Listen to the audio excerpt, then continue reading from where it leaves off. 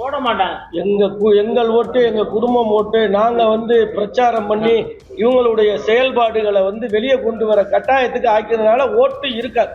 10:50க்கு பேசியிருக்காரு, 11:40க்கு நான் வெயிட்டிங்ல இருக்கேன், வீடியோ போடுன்னு சொல்றாரு. என் வீடியோ பார்த்துட்டு தானே என்கிட்ட பேசுறா. அப்ப இந்த வீடியோ எதுக்கு கேட்கிறா, மிரட்டுறியா?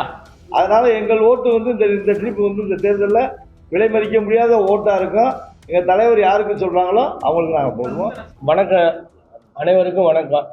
இப்போ நம்ம அன்பு தலைவர் ரஜினிகாந்த் அவர்களை பற்றி தொடர்ந்து ஆதரவளித்ததன் மூலம் ரஜினி ரசிகர்களுக்கும் தலைவருக்கும் தொடர்ந்து அவதூறுகளை பேசி வந்ததுக்கு நம்ம சூழ்நிலையில் அனைத்து அரசியல் கட்சி தலைவர்களும் கண்டனம் தெரிவித்தாங்க. இந்த சூழ்நிலையில் தலைவர் ரொம்ப ஒரு தொலைநோக்கு பார்வையில் இவ்வளோ பெரிய தலைவர்கள் நமக்கெல்லாம்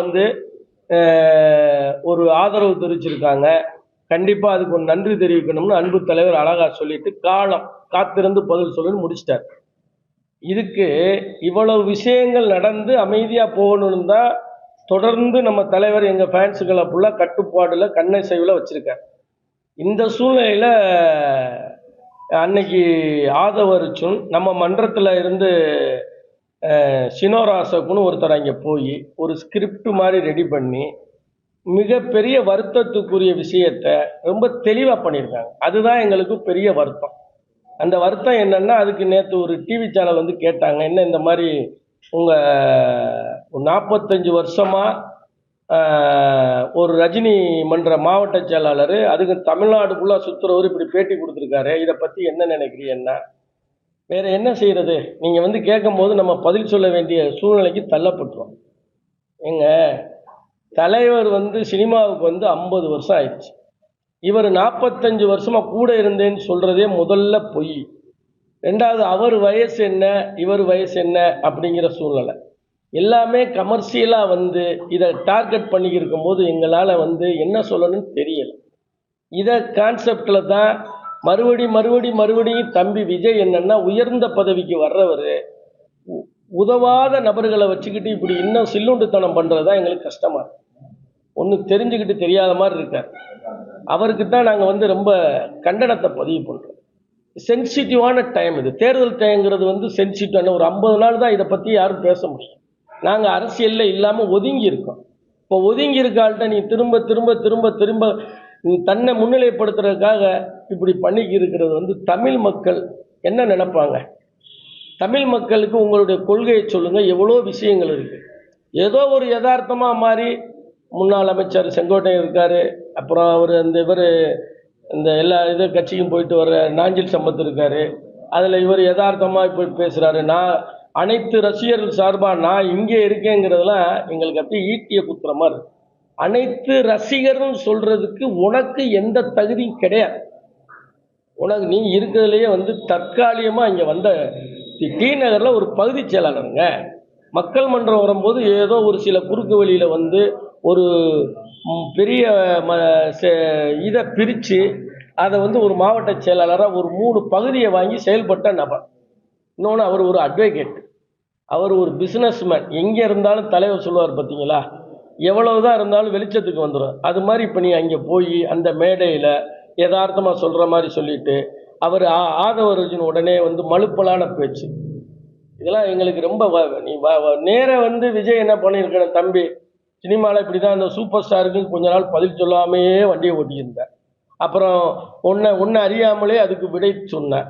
இப்போ இதே மாதிரி 2 பேரை நீ திட்டமிட்டுட்டு கோடி ரசிகர்கள், அதை தாண்டி தமிழ் மக்கள் நேசிக்கக்கூடிய தலைவர், எங்கேயாவது ஆளுங்கட்சி எதிர்கட்சியும் ஒரே தலைவரை நேசிக்கிற மாதிரி ஒரு மாநிலத்தில் யாராவது ஒரு ஆளை சொல்லுங்க, இருக்குன்னு சொல்லுங்க. அப்போ அப்பேற்பட்ட ஒரு தலைவரை நீ போய் நான் சமமாக பழகிருக்கேன்னு சொன்னது கண்டனத்துக்குரியது. நான் தமிழ்நாடுக்குள்ளே இப்போ இது வியாபார நுட்பமாக பண்ணிக்கிருக்காங்க. ஒவ்வொரு மாவட்டத்திலையும் போய் ஆள் பிடிச்சி இங்கேருந்து வரணும் போகணும். இது இந்த மூல வளர்ச்சி இல்லாத ஆதவன் அர்ஜுன் அந்த ரசிகர்களையும் அதே பாணியில் கொண்டு போய் இது கான்ட்ரவைஸாக திசை திருப்ப பார்க்குறாங்க. நாங்கள் அதுக்கெல்லாம் வரவே கிடையாது. இன்னொன்று, நீ ஒரு அட்வொகேட், அசோக்குங்கிற நபர் அட்வொகேட். நீ எதுக்கு 10:50க்கு நான் பேட்டி கொடுத்த பிறகு நீ இங்கே கொடுத்தீங்களே அப்படின்னு என்கிட்ட கேட்ட. என்னங்க தலைவா குரலை உயர்த்தி பேசுற மாதிரி இருக்குன்னு கேட்டேன். எப்படி அரசியல் நாகரிகமா நீங்க பேசுனீங்களோ அதுக்கு தான் நான் பதில் கொடுத்தேன். மற்றபடி உங்களுக்கும் எனக்கும் கருத்து வேறுபாடுக்கு கிடையாது. நீங்க தலைவர் தெரிஞ்சுக்கிற நபர் எனக்கு தெரிஞ்சு ரசிகர் மன்றத்தில் ஒரு 4-5 பேரை தான் அவருக்கு முழுமையா தெரியும். 4-5 பேரை பேர் சொல்லுவாரு, மற்றவங்கள தெரியும். அந்த நிர்வாகத்துக்குள்ள அவர்கிட்ட போய் பழகுற அளவுக்கு அது பழகணும்னு சொன்னாலே சாமியை நம்ம என்ன பண்ணணும், பார்க்கலாம், வணங்கலாம். பழக முடியுமா? ஒரு கட்டுக்கோப்பான தலைவனை நீ அசால்ட்டா நீ மேடையில் பேசுனது எங்களுக்கு ரொம்ப வருத்தம். ரெண்டாவது, நீ உண்மையான ரசிகன்னா 55 வயசுல 45 வருஷம் இருக்கேங்கிற. அப்ப தமிழ் மக்கள்லாம் நீங்க தயவு செய்து புரிஞ்சுக்குங்க. இவங்கெல்லாம் வந்தாங்கன்னா எப்பேற்பட்ட ஒரு முறைகேடான விஷயத்த ஒரு நைட்டு நீ எந்த நிலைமையில இருந்திருப்பா. நீ அந்த எங்கே இருந்துப்பேங்கிறது நானா யூகத்துல சொல்லக்கூடாது. ஆனா அனைவருக்கும் தெரியும் என்ன நிலைமையில இருப்பேன்னு. உனக்கும் தெரியும், உன்னை சார்ந்தவங்களுக்கும் தெரியும். உனக்கு 10-50க்கு எனக்கு போன போட்டு பேச வேண்டிய அவசியம் என்ன? நீ படிக்காத நபர்னாலும் பரவாயில்ல, ஒரு அட்வொகேட்டு. நான் பேசுனதுல என்ன தவறு?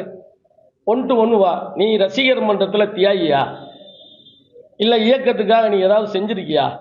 அங்கே போய் ஏதோ ஒன்று சொல்லிட்டு இன்னொரு விஷயத்த சொல்ற.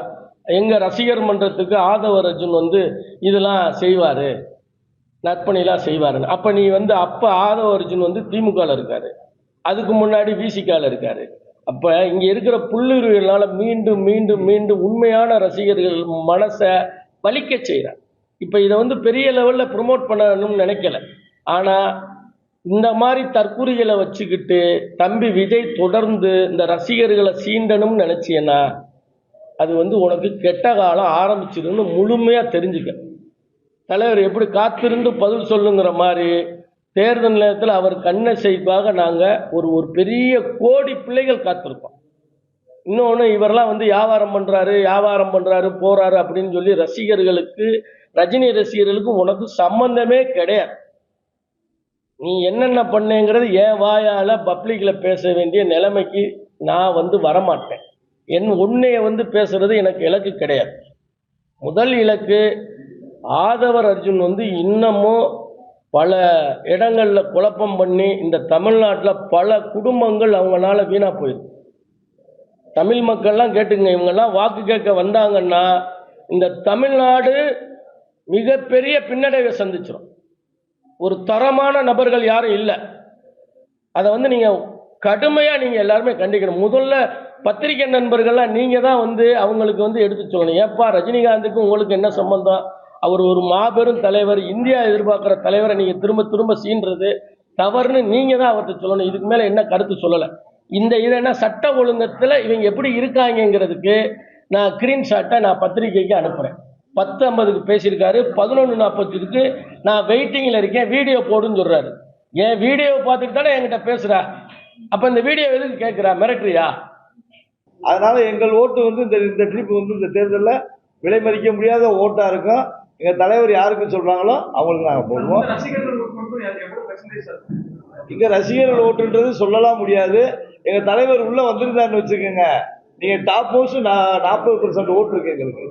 தலைவர் இப்போ நேரடியாக ஒரு அறிக்கை கொடுத்து ஏதோ ஒரு இதில் வந்தார்னு வச்சுக்கோங்க, எங்கள் தலைவருக்கு 40% சுயராக இருக்குது. ஏன்னு கேட்டிங்கன்னா 64,000 பூத்து, 64,000 பூத்தில் நாங்கள் மேக்சிமம் எங்கள் தலைவர் 2017 கட்சி ஆரம்பிக்கும் போது நாங்கள் ஒரு 50,000 பூத்தை ஃபுல் பண்ணிட்டோம்.